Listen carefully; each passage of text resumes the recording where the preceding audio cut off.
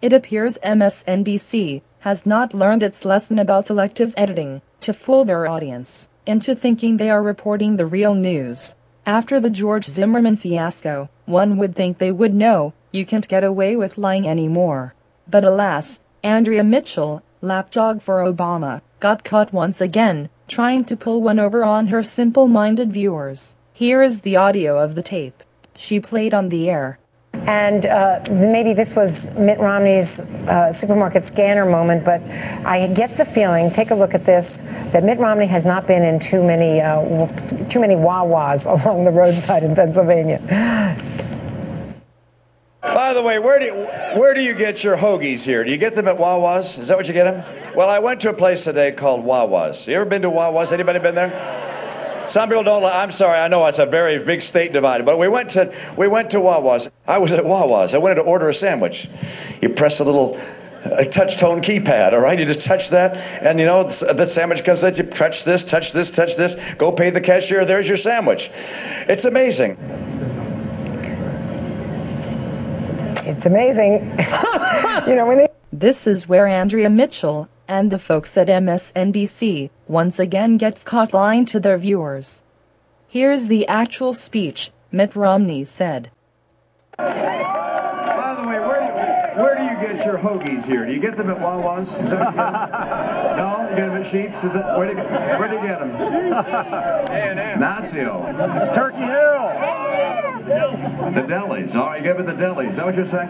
Well, I went to a place today called Wawa's. You ever been to Wawa's? Anybody been there? Some people don't. I'm sorry. I know it's a very big state divided, but we went to Wawa's, and it was instructive to me because I saw the difference between the private sector and the governmental sector. Look, people who work in government are good people, and I respect what they do. But you see, the challenge with government is it doesn't have competition. Right. The federal government, that is. States compete all the time. I learned that. I learned how states compete.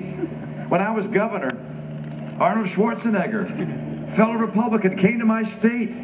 He put a billboard up in my state. He was trying to poach jobs from my state to go to California. Had a picture of him, you know, in a T-shirt flexing his muscles. Said, "Come to California." What am I to do? I put billboards up in his state. It had me in a T-shirt flexing my muscles. It said, "Smaller muscles but much lower taxes come to Massachusetts." All right? So states compete, and so we learn from each other. And we find ways to do things better, or we'll lose jobs to one another. That's what your governor's doing, is finding ways to do a better job. States compete. The private sector competes. But the federal government, it doesn't realize it's in competition with other nations around the world. And so sometimes people don't get very creative. I met an optometrist this morning.